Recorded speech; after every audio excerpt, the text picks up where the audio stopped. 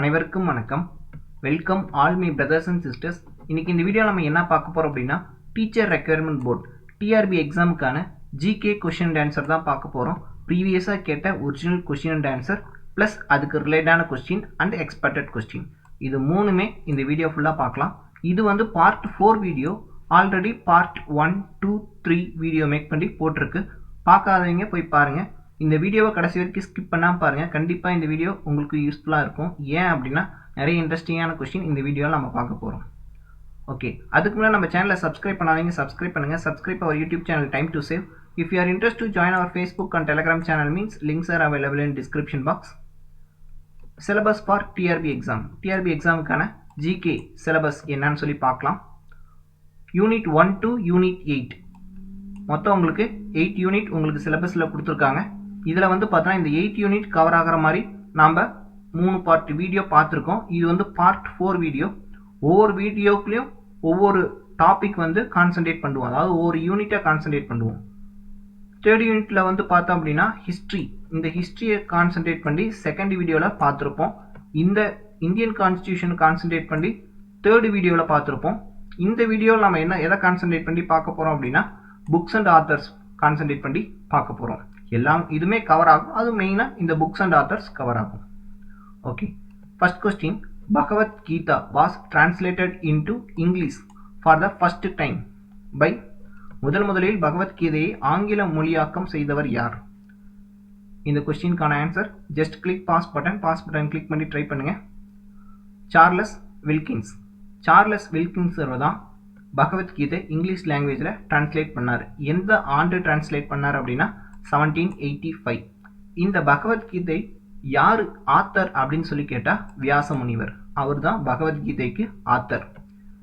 Song of lord is the literary meaning of the Bhagavad Gita.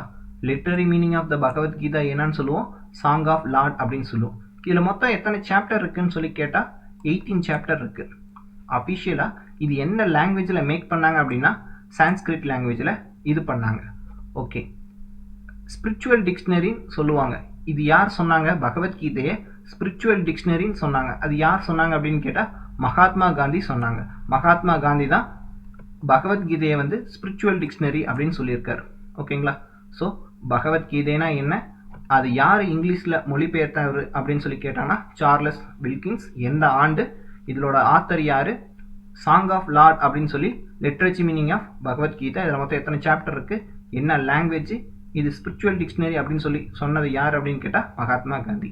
So ஒரு question, அதுக்கு ரிலேட்டடான questions. Okay, இப்போ நம்ம ஒரு அப்ஜெக்டிவ் டைப் கொஸ்டின்ஸ் படிக்கிறோம் அப்படின்னா நிறைய பேர் கொஸ்டின்ஸ் கேட்டிருந்தாங்க.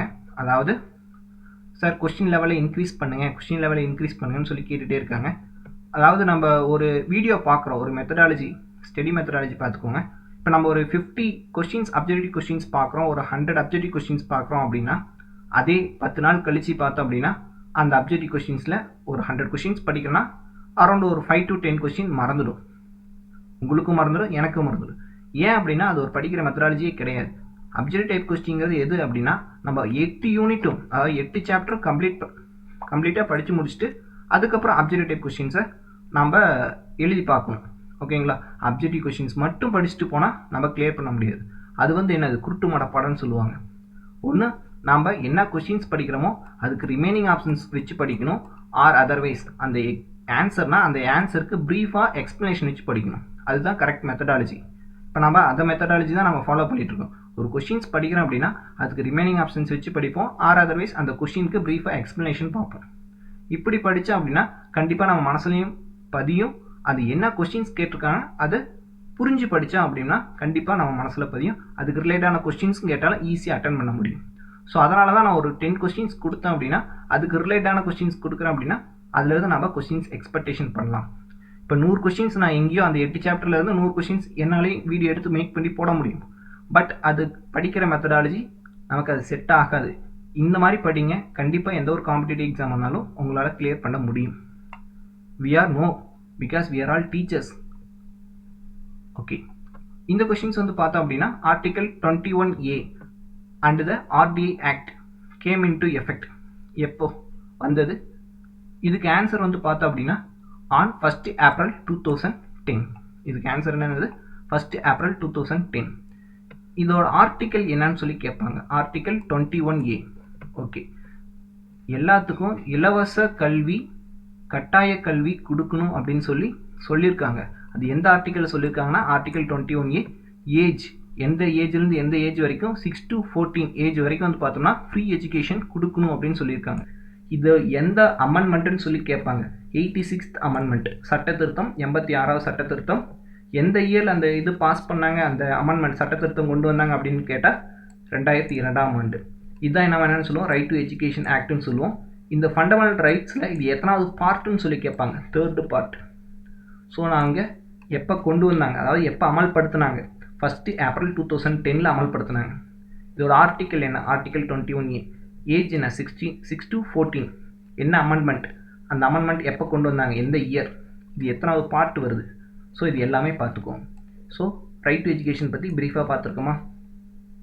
ஓகே, அடுத்தது when a glass rod is rubbed with silk. இது எல்லாம் ப்ரீவியஸாக கேட்ட கொஸ்டின், இதெல்லாம் உங்களுக்கு ப்ரீவியஸாக கேட்ட கொஸ்டின். இப்போ நம்ம பார்த்தோம்ல, இந்த கொஸ்டின் வந்து பார்த்தோன்னா டிஆர்பி பாலிடெக்னிக் எக்ஸாமில் கேட்ட கொஸ்டின்ஸ் எல்லாமே டிஆர்பி ரிலேட்டட் கொஸ்டின்ஸ் தான் நம்ம பார்த்துட்ருக்கோம்.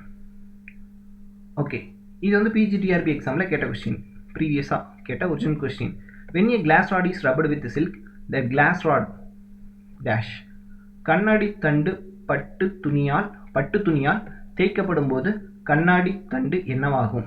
அதாவது ஒரு கிளாஸ் ராட் இருக்குது, அந்த கிளாஸ் ராடை வந்து பார்த்தா அப்படின்னா ஒரு பட்டு துணியில் ரப் பண்ணுறீங்க, அதாவது தேய்க்குறீங்க. அப்படி தேய்க்கும் போது பார்த்தோன்னா அந்த கிளாஸ் ராடு வந்து என்ன ஆகும், இங்கே என்ன கேட்டிருக்காங்க, அந்த கிளாஸ் ராடு என்ன ஆகுன்னு தான் கேட்டிருக்காங்க. அப்போ வந்து பார்த்தோன்னா எலக்ட்ரான் வந்து லாஸ் ஆகும்.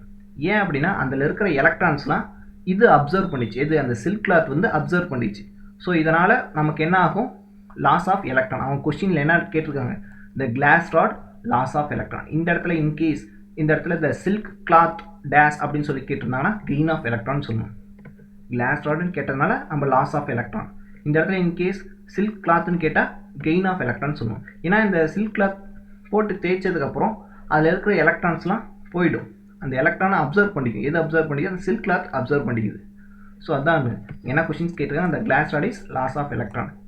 ஓகேங்களா, அதான் இங்கே கொடுத்துருவாங்க. when the glass rod is rubbed with the silk cloth, the glass quickly loses electrons and the silk takes that electrons out of glass rod. So after rubbing, the glass rod becomes positively charged and the silk cloth gets negative charge. இது பண்ணதுக்கப்புறம் class rod வந்து positive சார்ஜாக மாறுது, அதே மாதிரி silk cloth வந்து negative சார்ஜாக மாறுது. இது வந்து எலக்ட்ரான் வந்து லாஸ் ஆகுது, இது கிளாஸ் ராடில். சில்க் கிளாத் வந்து என்ன ஆகுது, அந்த எலக்ட்ரானை எடுத்துக்குது, கெயின் ஆஃப் எலக்ட்ரான். இது ரெண்டுமே என்னது, equal but opposite charge are produced. ஓகேங்களா. ஓகே, நெக்ஸ்ட் வந்து பார்த்தோம்னா the length of coastal plain of Tamil Nadu. இது ப்ரீவியஸாக கேட்ட டிஆர்பி கொஸ்டின்ஸ். கோஸ்டல் பிளைன் இருக்குது தெரியுமா, இப்போ தமிழ்நாடு இங்கே இருக்குது அப்படின்னா இந்தியா மேப்பில். ஸோ இந்த கோஸ்ட் லைன் கடலோர பரப்பளவு எவ்வளோ அப்படின்னு சொல்லி கேட்டிருக்காங்க. தமிழ்நாட்டின் கடலோர சமவெளிகளின் நீளம் எவ்வளோ அப்படின்னு சொல்லி கேட்டிருக்காங்க. ஆன்சர் வந்து பார்த்தோன்னா 1000 கிலோமீட்டர். அக்யூரேட் ஆன்சர் என்னன்னு சொல்லி கேட்டோன்னா 1076 கிலோமீட்டர். கோஸ்டல் லைன்லேயே லார்ஜஸ்ட் கோஸ்ட் லைன் எது, அதாவது லாங்கஸ்ட் நீளமான கடல் பகுதி எது அப்படின்னு சொல்லி கேட்டாங்கன்னா, கடல் பரப்பளவு எதுன்னு சொல்லி கேட்டாங்க அப்படின்னா குஜராத். நீளமான கடல் பரப்பளவு எதுன்னு சொல்லி கேட்டாங்க அப்படின்னா எந்த மாநிலம்னு சொல்லி கேட்டாங்கன்னா குஜராத். இந்தியாவில் செகண்ட் பிளேஸ் எது, நம்ம தமிழ்நாடு, 1076. ஃபஸ்ட்டு வந்து குஜராத், செகண்ட் வந்து தமிழ்நாடு, 1076 கிலோமீட்டர். இதான் நம்ம என்னென்னு சொல்லுவோம், நம்ம தமிழ்நாடு எதில் கவர் ஆகிருக்கு, கோரமண்டல் கோஸ்ட்டில் கவர் ஆகிருக்கு. இப்போ இங்கே இந்தியா மேப் இருக்குன்னா இது வந்து கோரமண்டல் கோஸ்ட்னு சொல்லுவோம், இது வந்து மலபார் கோஸ்ட்னு சொல்லுவோம். கேரளா சைடில் இருக்கிறது Malabar coast, Arabian sea. Bay of Bengal சைடில் இருக்கிறது என்னென்னு சொல்லுவோம், கோரமண்டல் கோஸ்ட், நம்ம தமிழ்நாடு. ஓகே, இப்போ இது தமிழ்நாடு இந்த இடத்துல வந்து பார்த்தோன்னா இலங்கை இருக்குது. இந்த தமிழ்நாடு இலங்கையில் வந்து பார்த்தோன்னா ஒரு இடத்துல ராமன் செட்டு பிரிட்ஜ், இதெல்லாம் வந்து என்ன ஆகும், கனெக்ட் பண்ணுவாங்க. அதான் என்ன சொல்கிறாங்க, it also share maritime border with Sri Lanka across the Palk strait in gulf of Mannar. இந்த பாயிண்ட் ரொம்ப முக்கியம், Palk strait with gulf of மன்னாரில் இதாகும். ஓகே, அதான் இங்கே கொடுத்துருப்பாங்க. Pamban island forms part of Ramanathapuram district. இதெல்லாம் எங்கே இருக்குன்னு கேட்டால் Ramanathapuram district. Separating gulf of Mannar and Palk strait with Ram Setu bridge connecting it with Sri Lanka. இது பாருங்கள், உங்களுக்கே புரிய வரும். ஓகே, நெக்ஸ்ட் வந்து பார்த்தா அப்படின்னா இதில் மொத்தம் எத்தனை டிஸ்ட்ரிக்ட் கவர் ஆகுது? கடலோர மாவட்டங்கள் மழை பெய்யும் அப்படின்னு சொல்கிறாங்கல்ல. ஸோ இப்போ இந்த கடலோர மாவட்டங்கள் மொத்தம் எத்தனை மாவட்டம் இருக்குது அப்படின்னு சொல்லி கேட்பாங்க. 14 டிஸ்ட்ரிக்ட் அப்படின்னு சொல்லுவோம். ஏன்னா கடலோர மாவட்டம் எவ்வளோ பரப்பளவுன்னு சொல்லி கேட்டிருக்காங்க, எத்தனை கிலோமீட்டர்னு சொல்லி கேட்டிருக்காங்க. நம்ம 1000 கிலோமீட்டர்னு சொல்லிக்கிறோம். அதே மாதிரி அடுத்த அப்கமிங் எக்ஸாமில் எத்தனை டிஸ்ட்ரிக்ட் கவர் ஆகுதுன்னு கேட்கலாம். ஓகேங்களா? அது மொத்தம் எத்தனை டிஸ்ட்ரிக்ட் கவர் ஆகுது? 14 டிஸ்ட்ரிக்ட் கவர் ஆகுது. இந்த 14 டிஸ்ட்ரிக்ட் தான் அது. இந்த 14 டிஸ்ட்ரிக்ட் படிக்கணுமா? ஆமாம், படிக்கணும். ஏன் அப்படின்னா ஒரு கொஸ்டின் பேப்பரில் கேட்டிருக்காங்க, ஒரு டிஆர்பி கொஸ்டின் பேப்பரில் கேட்டிருக்காங்க, இதில் எது வந்து கார்ப்பரேஷன் கிடையாது அப்படின்னு சொல்லி கேட்டிருக்காங்க. ஒவ்வொரு மாவட்டத்தையும் கொடுத்துட்டு, அதாவது ஒரு கார்ப்பரேஷன் கொடுத்துட்டு இதில் வந்து எது கார்ப்பரேஷன் கிடையாதுன்னு சொல்லி கேட்டிருக்காங்க. அப்போ எது கார்ப்பரேஷன், எந்தெந்த மாநிலம் கார்ப்பரேஷன், எந்தெந்த மாவட்ட கார்ப்பரேஷன் தெரிஞ்சால் தான் நம்ம அதுக்கு ஆன்சர் சொல்ல முடியும். ஸோ அதே மாதிரி இந்த கொஷின்ஸ் இப்படி கேட்கலாம்ல, இதில் எது வந்து கடலோர மாவட்டம் கிடையாதுன்னு சொல்லி கேட்டிருப்பாங்க. ஃபார் எக்ஸாம்பிள் சேலம், திருச்சி, ஈரோடு இந்த மாதிரி இடையில இருக்கிற மாவட்டத்தை கொடுத்துட்டு இதில் எது வந்து கடலோர மாவட்டம் கிடையாதுன்னு சொல்லி கேட்கலாம்.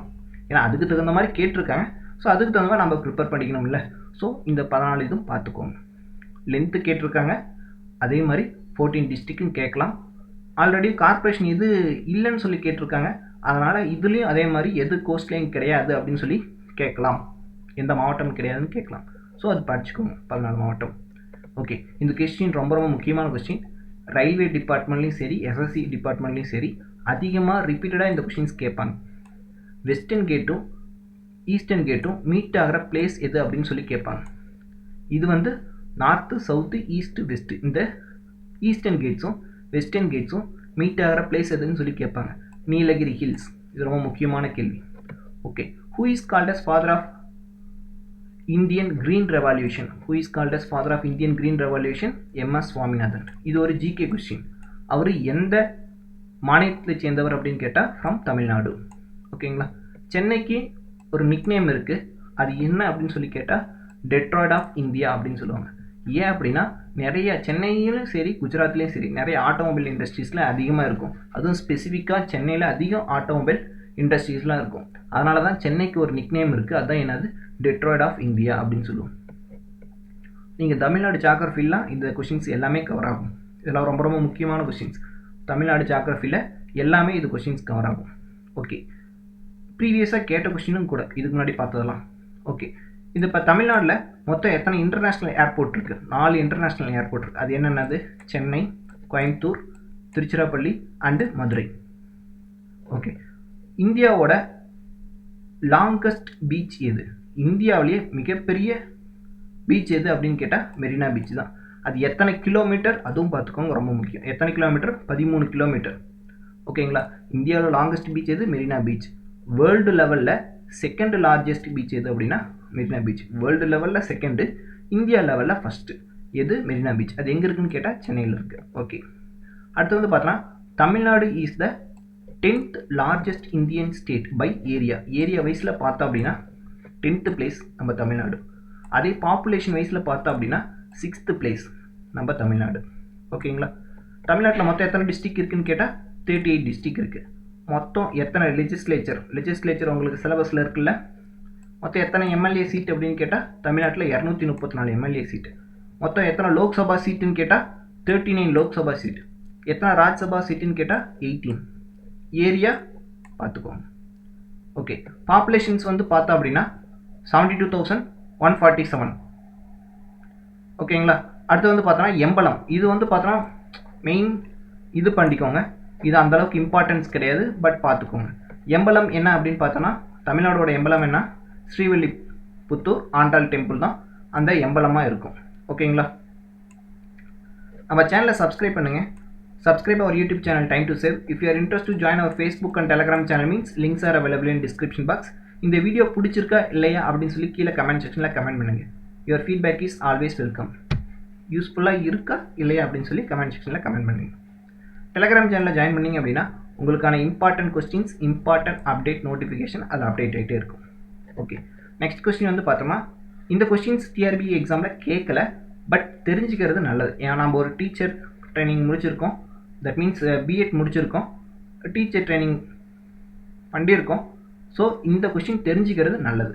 ஓகேங்களா? இது டிஆர்பி கொஸ்டின்ஸ் கேட்கல, பட் தெரிஞ்சுக்கிறது நல்லது. which of the following recommended the establishment of teacher training institute on the line of English model in India? அதாவது பின் வருவனவற்றில் எது இந்தியாவில் ஆங்கில மாதிரியான அடிப்படையில் ஆசிரியர் பயிற்சி நிறுவனத்தை நிறுவ பரிந்துரைத்தது? இதில் யார் ஆசிரியர் பயிற்சி நிறுவனத்தை நிறுவ பரிந்துரைத்த கமிட்டி எது, என்ன கமிஷன் அப்படின்னு சொல்லி கேட்குறாங்க. Sadler commission. இப்போ ஒவ்வொன்றுக்கு இப்போ நீட் எக்ஸாம் அப்படின்னா அதில் எது நல்லது இருக்குது, என்ன கெட்டது இருக்குது அப்படின்னு சொல்லி அதுக்கு ஒரு கமிஷன் அமைப்பாங்க. ஒவ்வொன்று கேஸுக்கும் ஒவ்வொரு கமிஷன் அமைப்பாங்க. அந்த மாதிரி இந்த டீச்சர் ட்ரைனிங்க்கு அதே மாதிரி செகண்டரி எஜுகேஷனுக்கு ஒரு கமிஷன் அமைச்சாங்க. யார் அப்படின்னு கேட்டால் கமிஷன் அமைச்சது வந்து பார்த்தோன்னா கவர்மெண்ட் ஆஃப் இந்தியா. அதுக்கு யார் ஹெட்டுன்னு பார்த்தா அப்படின்னா சாட்லர் கமிஷன். எந்த ஆண்டு லான்ச் பண்ணாங்க அப்படின்னா 1970 to 1919. ஓகே, அதே மாதிரி ப்ரைமரி எஜுகேஷனுக்கும் ஒரு ரிப்போர்ட் சப்மிட் பண்ணாங்க. யார் சப்மிட் பண்ணாங்க? சார் வில்லியம் ஹண்டர் அப்படிங்கிறவர் ப்ரைமரி எஜுகேஷன் ரிலேட்டடான ரிப்போர்ட்டை சப்மிட் பண்ணார். அது எப்போ? 1882. ஓகே, அதே மாதிரி சார்லஸ் வுட் அவர் ஒரு ரிப்போர்ட் சப்மிட் பண்ணார். Spreading English education and female education in India. அவர் ஒரு ரிப்போர்ட் சப்மிட் பண்ணார். அதே மாதிரி ரயில்வே கமிஷன் அப்படின்னு அவர் ஒரு ரிப்போர்ட் சப்மிட் பண்ணார். என்ன report? Improve the conditions of education in India, university in India.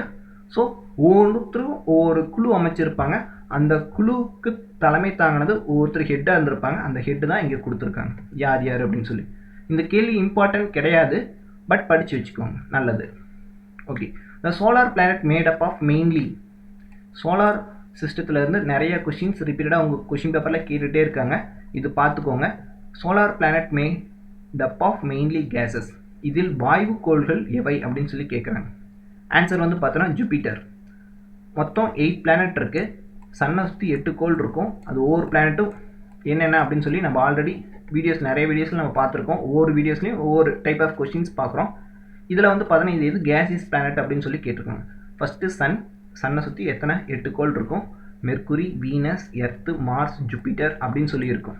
இப்போ 4 பிளானட் இருக்கா. 4 பிளானட்டுக்கு இன்பிட்வீனில் ஒரு பெல்ட் இருக்கும். அதை வந்து என்னன்னா அஸ்ட்ராய்டு பெல்ட்டுன்னு சொல்லுவோம். இந்த கேள்வி ரொம்ப முக்கியமான கேள்வி. Mercury, Venus, earth, Mars are called inner பிளானட்னு சொல்லுவோம். ஃபஸ்ட்டு 4 பிளானட் இன்னர் பிளானட் சொல்லுவோம். லாஸ்ட்டு 4 பிளானட் அவுட்டர் பிளானட்னு சொல்லுவோம். இன்னர் பிளானட் வந்து பார்த்தோம்னா ராக் பிளானட்னு சொல்லுவோம். அவுட்டர் பிளானட் வந்து பார்த்தா கேசியஸ் பிளானட்னு சொல்லுவோம். இந்த 2 இன்னர் பிளானட்டுக்கும் அவுட்டர் பிளானட்டுக்கும் இன்பிட்வீன் ஒன்று இருக்கும். அதான் என்னது? பெல்ட் ஆஃப் அஸ்ட்ராய்டுன்னு சொல்லுவோம். அந்த பெல்ட் ஆஃப் அஸ்ட்ராய்டு எந்த பிளானட்டுக்கு 2 இருக்குது, இன்பிட்வீனில் இருக்குது அப்படின்னு சொல்லி கேட்பாங்க. இந்த கேள்வி ரொம்ப ரொம்ப முக்கியமான கேள்வி. எந்த பிளானட் 2 இருக்குது? மார்ஸ்க்கும் ஜூபிட்டருக்கும் இன்பிட்வீனில் பெல்ட் ஆஃப் அஸ்ட்ராய்டு இருக்குது. ஓகேங்களா? ஸோ இது கேசியஸ் பிளானட்னா last 4 planet. Solid type of planet, அதாவது ராக் பிளானட் அப்படின்னா ஃபஸ்ட்டு 4 பிளானட். ஓகே, சேனலை பிடிச்சிருந்தா சப்ஸ்கிரைப் பண்ணுங்கள். மறக்காமல் கீழே கமெண்ட் செக்ஷனில் கமெண்ட் பண்ணுங்கள். இந்த வீடியோ யூஸ்ஃபுல்லாக இருக்கா இல்லைன்னு சொல்லி கமெண்ட் செக்ஷனில் கமெண்ட் பண்ணுங்கள். Okay, plant receive nutrition from. Plant வந்து நியூட்ரிஷன் எங்கேருந்து எடுத்துக்குது? பிளான்ட்ஸ்லேருந்து கொஷின்ஸ் உங்களுக்கு கேட்குறாங்க. ஆன்சர் சாயிலிருந்து அந்த நியூட்ரிஷனை ரிசீவ் பண்ணிக்குது. ஓகே, சாயில் வந்து பார்த்தா அப்படின்னா main source of nutrition for plants. ஒரு மண்ணோட தரமாக இருந்தால் தான் அந்த செடி ஒழுங்காக வளரும். அதுக்கு வந்து பார்த்தோன்னா மண்ணில் வந்து பார்த்தா அப்படின்னா ரொம்ப அசிடிட்டியாகவும் இருக்கக்கூடாது, ரொம்ப அல்கலினாக இருக்கக்கூடாது, அதாவது ரொம்ப பேசிக்காகவும் இருக்கக்கூடாது. அதை பிஹெச் வேல்யூ பார்த்துருப்போம். சென்டராக இருக்கிறது நியூட்ரல், அதாவது 7 அப்படின்னு சொல்லுவோம். இது கீழே இருக்கிறது அசிடிட்டின்னு சொல்லுவோம். அதுக்கு மேலே இருக்கிறது பேசிக் ஆர் அதர்வைஸ் அல்கலைன்னு சொல்லுவோம். ஓகேங்களா? இப்போ பிட்வீனில் இந்த இடத்துல இருந்தால் தான் அந்த மண் வந்து தரமான மண். ஒரு செடி நல்லா வளர்கிறதுக்கு ரொம்ப அசிடிட்டியாகவும் இருக்கக்கூடாது, ரொம்ப பேசிக்காகவும் இருக்கக்கூடாது. இந்த ரேஞ்சில் இருக்கணும். Slightly acidity and slightly alkaline 6 to 7.5 ரேஞ்சில் இருந்துச்சா அப்படின்னா ஒரு நல்ல செடி வளரும். ஓகேங்களா? PH value.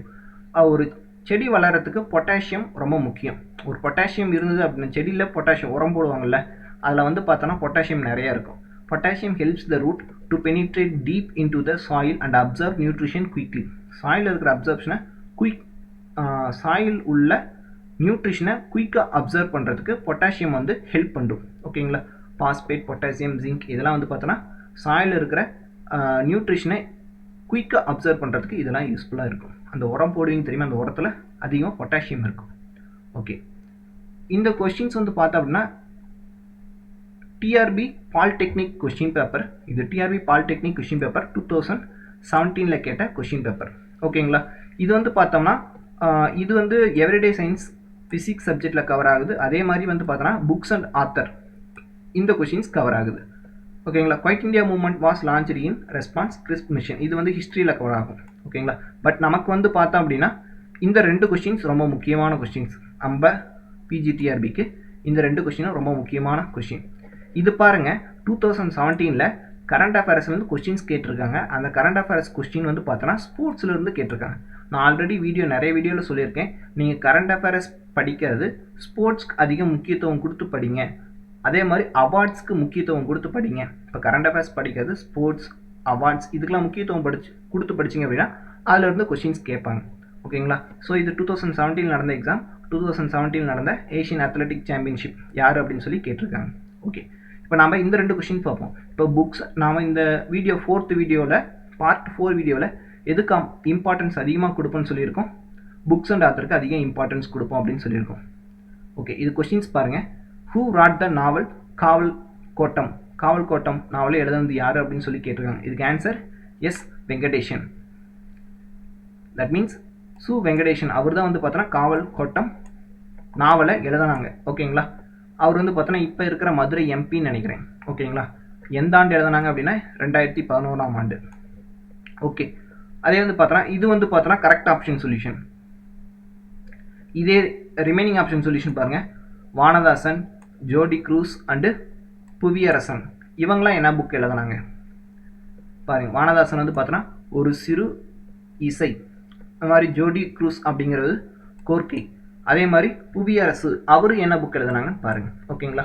என்ன புக்ஸு, நாவல், பொயட்ரி, ஷார்ட் ஸ்டோரிஸ் எதாக இருந்தாலும் அவங்க என்ன டைட்டில்,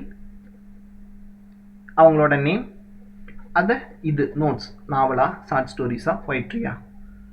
ஓகே, அடுத்து வந்து பார்த்தோம்னா இது பாருங்கள். இதெல்லாம் எப்போ 2017 நடந்த எக்ஸாமு 2011 வச்சு கேட்டிருக்காங்க. இப்போ நீங்கள் 2021 எக்ஸாம் எழுதுறீங்களோ, ஸோ அதுக்கு தகுந்த மாதிரி பார்த்துக்கோங்க. இது ஆல்ரெடி கேட்டது. ரிமைனிங் இதெல்லாம் ஒவ்வொரு இயர் பை இயராக கொடுத்துருக்கு. 2020 பார்த்துக்கோங்க, ரொம்ப முக்கியம்.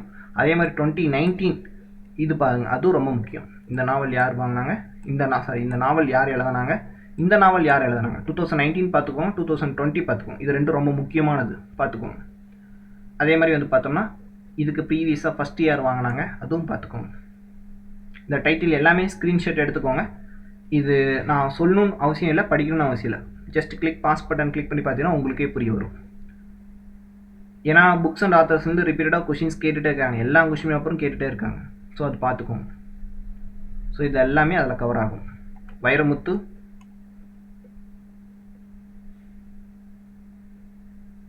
பார்த்துக்கோங்க. அடுத்தது இதில் யார் என்ன எழுதுனாங்க, பாஸ் பட்டன் கிளிக் பண்ணி பாருங்கள். இது எல்லாமே இம்பார்ட்டன்ஸ். ஓகே, இந்த சேனலை பிடிச்சிருந்தால் லைக் பண்ணுங்கள், ஷேர் பண்ணுங்கள், சப்ஸ்கிரைப் பண்ணுங்கள். கீழே கமெண்ட் செக்ஷனில் கமெண்ட் பண்ணுங்கள் மறக்காமல், இந்த வீடியோ யூஸ்ஃபுல்லாக இருக்கா இல்லையா அப்படின்னு சொல்லி. ஏன்னா நான் ஒவ்வொரு வீடியோவுக்கும் வந்து பார்த்தோன்னா அரௌண்டு 10 to 14 hours, ஒவ்வொரு வீடியோவுக்கும் 10 to 14 hours ஸ்பெண்ட் பண்ணி தான் இந்த வீடியோஸ்லாம் மேக் பண்ணிகிட்ருக்கு பாருங்கள். ஓகே, மேக்னெட்டிசம் உங்களுக்கு 2 கொஷின் பேப்பரில் மேக்னெட்டிசம் ரிலேட்டடான கொஷின்ஸ் கேட்டிருக்காங்க, அது பார்த்துக்கோங்க. Magnetism at the centre of bar magnet என்ன? 0. ஒரு மேக்னெட் இருக்குது அப்படின்னா அந்த மேக்னெட்டில் நார்த் போல் இருக்கும், சவுத் போல் இருக்கும். அதில் வந்து பார்த்தோன்னா நார்த் போலும் சவுத் போலும் என்னது ஸ்ட்ராங்கஸ்ட் போல் அப்படின்னு சொல்லுவோம். பட் மிட்வேல இருக்கிறது வந்து பார்த்தா அப்படின்னா அது 0வாக தான் இருக்கும். அதாவது magnetism at the centre of bar magnet is always 0 because the magnet is strongest at the north pole and south pole. North போலும் சரி சவுத் போலும் சரி மேக்னெட் வந்து ஸ்ட்ராங்காக தான் இருக்கும். பட் உடைக்கும் போது இந்த இடத்துல வந்து பார்த்தா அப்படின்னா அந்த மேக்னெட் வந்து பார்த்தோன்னா 0 லெவலில் தான் இருக்கும். The weakest at the centre of the bar, centre of the bar வந்து பார்த்தோன்னா வீக்கஸ்ட்டாக இருக்கும், அதாவது 0வாக இருக்கும். ஓகேவா? Okay, what temperature are Fahrenheit and Celsius scales are equal. இப்போ நான் பார்த்தோம்ல, இது டிஆர்பி எக்ஸாமில் கேட்ட கொஷின்ஸ், டிஆர்பி பாலிடெக்னிக் 2017 கேட்ட கொஷின்ஸ். இதுக்கான ஆன்சர் -40 degrees சொல்லிடலாம். இதே உங்களுக்கு கொஷின்ஸ் கேட்கலாம், ஃபாரன்ஹீட் கொடுத்துட்டு செல்சியஸ் கன்வெர்ட் பண்ணுங்கள், செல்சியஸ் கொடுத்துட்டு ஃபாரன்ஹீட் கன்வெர்ட் பண்ணுங்கள் அப்படின்னு சொல்லி கேட்கலாம். இதெல்லாம் everyday science questions, physics questions. Answer வந்து பார்த்தோன்னா -40 degree Celsius. அந்த -40 degree Celsius எப்படி வந்தது? ஸோ டெம்பரேச்சருக்கு எஸ்ஐ யூனிட் என்னது கெல்வின். இது நிறைய பேர் தப்பு பண்ணுறாங்க. நமக்கு தெரிஞ்சது கெல்வின், பட் அங்கே டிகிரி செல்சியஸ் கொடுத்துருப்பாங்க, ஃபாரன்ஹீட் கொடுத்துருப்பாங்க, கெல்வின் கொடுத்துருப்பாங்க. பட் நம்ம அதுவே தப்பு பண்ணுவோம். So SI unit of temperature is always kelvin. Okay, அடுத்து வந்து பார்த்தோன்னா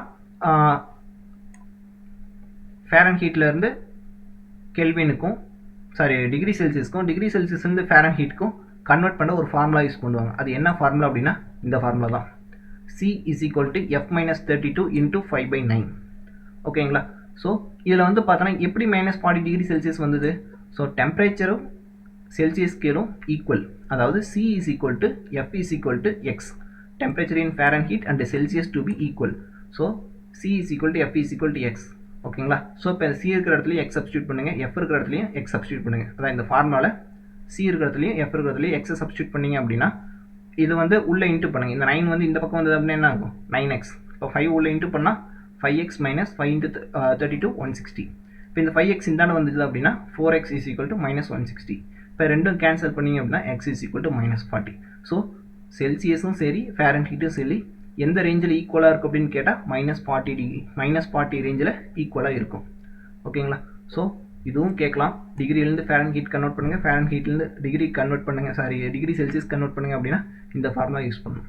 ஓகேங்களா. ஸோ இந்த வீடியோ பிடிச்சிருந்தா லைக் பண்ணுங்கள், ஷேர் பண்ணுங்கள், சப்ஸ்கிரைப் பண்ணுங்கள். கீழே கமெண்ட் செக்ஷனில் மறக்காமல் கமெண்ட் பண்ணுங்கள் இந்த வீடியோ யூஸ்ஃபுல்லாக இருக்கா இல்லையான்னு. Your feedback is always welcome. அது பாசிட்டிவாக இருந்தாலும் சரி, நெகட்டிவாக இருந்தாலும் சரி.